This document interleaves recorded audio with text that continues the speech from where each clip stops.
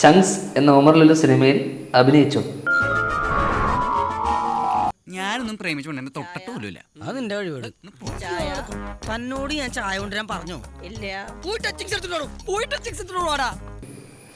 ആരും കണ്ടില്ല. ഞാനേ കണ്ടുള്ളൂ, ഞാൻ മാത്രമേ കണ്ടു. ഒരു കൊലക്കേസ് കഴിഞ്ഞ് ഇറങ്ങിയുള്ളൂ, വെറുതെ തന്നെ വീണ്ടും ജയിലിൽ കയറ്റിക്കരുത്.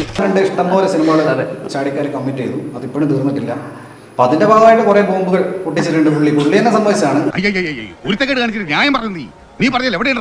നെപ്പോട്ടിസം തരുന്ന എല്ലാ പ്രിവിലേജസും ആസ്വദിക്കുന്ന ഒരു സ്റ്റാർ കിഡാണ് ധ്യാൻ. ഒരു രീതിയിൽ ഉത്തരവാദിത്തങ്ങളെ പേറാത്തൊരു ആൾ.